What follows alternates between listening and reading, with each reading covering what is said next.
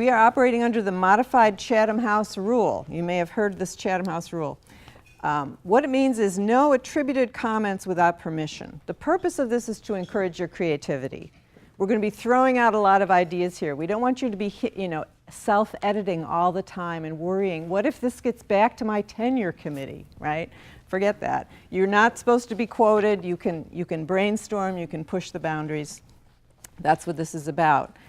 Obviously, hopefully this is clear. At the end, we produce a video of the final project presentations, and we produce a white paper. And so those will be public. But we will not attribute things to you as an individual without your permission. So you can feel free to be very creative. If there's something that you don't want to have filmed or photographed, maybe it's some work you've just done yesterday, it's way too early to have it presented in any way, and you just want to present it to the group only, no filming, just say so. We'll turn the camera off, no problem. Okay, on to the content. Title of the workshop, Atomic Precision for Longevity, Increasing Health Span via Artificial Molecular Machines. So who's been to one of these type of workshops with Foresight before? And who has not? Oh boy, lots of new people. Okay, we're going to take a few minutes we need to orient the new people here.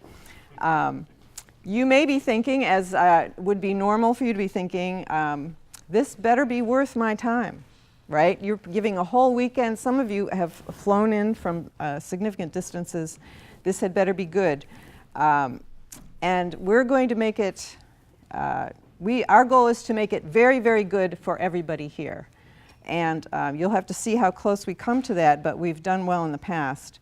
And it has to be good. If you were to add up the consulting fee for this weekend for everybody in this room, think of that dollar figure. It's huge, right? Foresight as a nonprofit could never pay it. The way we make it worth your time is we want to make sure you get value out of it. So about the process, it's an unusual process. That's why it works so well. First of all, we get you away from your regular workplace. When you're back in your office at your home institution, your mind is full of all your commitments. We have to get you out of that mindset. So we bring you here. This is an evolved process. This is not something Foresight came up with on its own. I have these books about the process. If you get interested, we're already talking with a few of you about bringing this to your home institution so that you can have more of your own people attend. I actually co-authored this one with one of the other people here at the workshop. So it's an evolved process. So don't worry, this will work for you. Okay. So one of the things that's going to happen is we'll be generating a lot of new ideas. And hopefully we all know most new ideas are wrong, right? They're bad. So if you were doing this back at your home institution and generating ideas, you might feel hindered from saying things because you might be quoted. People might even tease you. Like if you're at an academic institution, you're seeing the same people for like 20, 30 years, right? And they could tease you forever about a mistake you made, years ago. That doesn't happen here. The process, the way it works is we generate a huge number of ideas. We know in advance only 10% of those are going to be any good. The ones that don't really make sense, they just fall away naturally in the process. So feel free to just blurt out ideas, it's fine. Another thing that happens at this kind of thing, usually there's a few very verbal people who dominate the discussion. That's just how they are.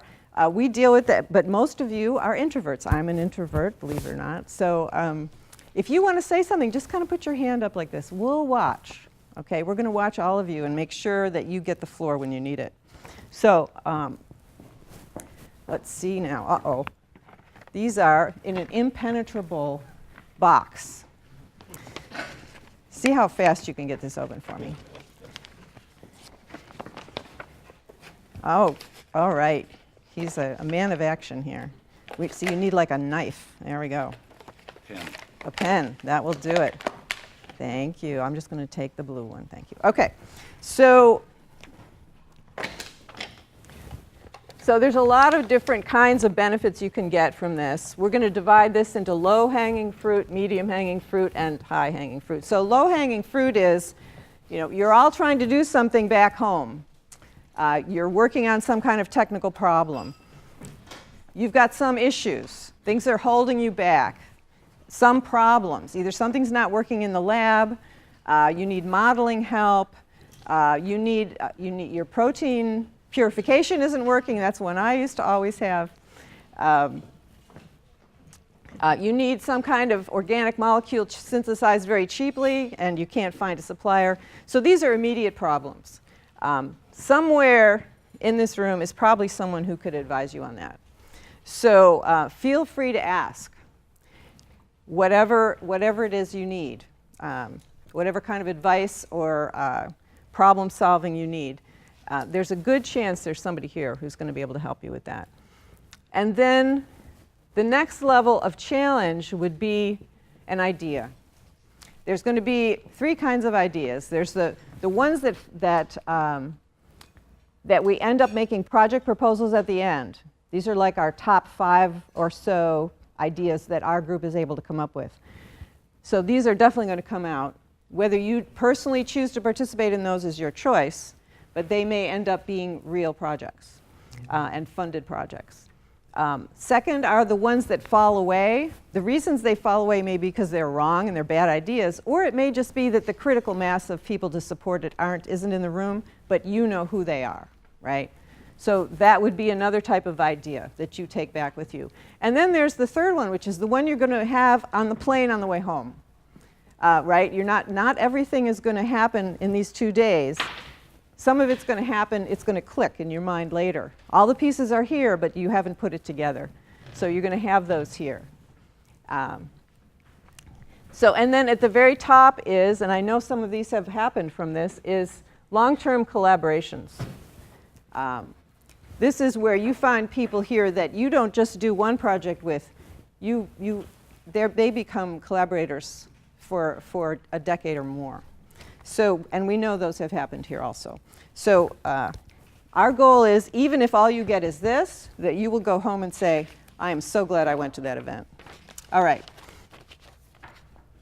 If you have had any of these collaborations coming out of these workshops, talk to Steve. There he is. Talk to Steve at lunchtime and let him know. We know about some of them, but we don't know about all of them. Now, on your way in, you should have gotten a participant list. It's really important. I know you've been asked to do this already. Write your name at the top. That's where we have a little place for that. People mark these up with all kinds of detailed instructions to themselves. You know, call this person 9 a.m. Monday about important NSF proposal, right? And then they leave them behind. We will get it back to you, but you have to write your name on it. So think of everybody here as part of your team of 30. That definitely includes the people with the blue badges, the staff, the volunteers, all of them. We're all here to make this work for you. But for this to work, you have to help the others, right? They're not going to get their low-hanging fruit unless you participate in some way. You have to make it offers as well. You'll see on your tents that have your name on there, there's needs and can provide. Can provide is where you write your expertise, things you are really good at, whether it's molecular modeling, protein purification, whatever it may be. That's how people know what to ask you for, what to ask you about. Okay, we've got a wide variety of different people here. Super interdisciplinary group. That's why it's going to work. It also means, though, that you have to work extra hard to communicate with them, right? They don't know your jargon. They don't know the language in your subspecialty. They don't know any of that. So what you need to do is explain things as if you were talking to like a genius freshman. This is a very smart person, but they don't have the background. So it takes more work, but it also gives more benefits this way. So another thing about, I said we're going to do a lot of speculation here, but there's one kind of speculation we don't do. Here we go. So this is past science and technology, work that's already been done, right? This is stuff that is never going to be done by anybody because it's impossible, right? And this right here, these are the boundaries of the possible based on the laws of science as they truly are. Maybe not how we understand them today, right? Our understanding does advance over time. But there are hard boundaries. We will never go out here. So if you hear someone speculating and you think they're out here, one does need to speak up in a very polite, respectful way and say, you know, we really can't do that. That's not actually going to work. And we'll talk later about how you do that in a polite, respectful way. So some of you do incremental work. You're working here, right? And this is where most science happens. Things just happen. We enlarge this circle over time, where we actually are pushing toward the boundaries. We do deliberately invite some quite visionary folks here who think out here. These are things that often are very theoretical. They aren't implemented yet in experiment. But we need these folks to help inspire this kind of work. There is a value. These two kinds of people don't often work well together.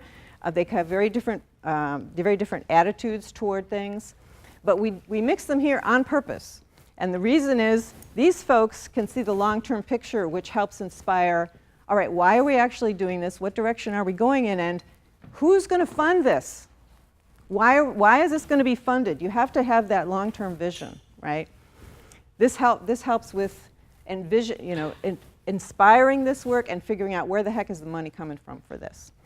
But of course, these folks don't get anywhere without the people in the lab. Nothing happens without that.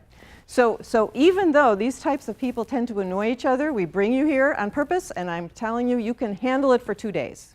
Okay? It's not that hard. It's all right. You can do this. All right. So last point is how do you, we don't do it, this doesn't happen very often where someone is bringing up something that actually is clearly impossible. But what we need to do when we disagree with this is not just say, well, it's my opinion, or it's my chemical intuition that that's impossible. I mean, you can say that, but it doesn't prove anything, right? It's just your chemical intuition against this other person's chemical intuition. Now, you may have a Feynman Prize in chemistry or something, but even so, right? That doesn't mean your chemical intuition is always correct. So if you're going to do these kinds of comments, you need to back it up with some kind of first principle. Right? You have to be able to say, well, what is the actual reason? You know, you can say, well, van der Waals forces are of this magnitude against what you're describing, and therefore, you know, they outweigh what you're describing, and therefore it's not going to happen. So you need to actually point to a first principle. Let's see. I think, so with that in mind, I'm just going to close with a quick quote from Arthur C. Clarke. You've probably heard it. When a distinguished but elderly scientist states that something is possible, he is almost certainly right. When he states that something is impossible, he is very probably wrong. And you know, longevity is one of those topics where you hear these quotes all the time, right? And I think that looking back decades from now to now, people will say, well, they were right to take this on, right? So I think on that, I am going to turn it over to Allison. And Allison is going to give us a review of the program.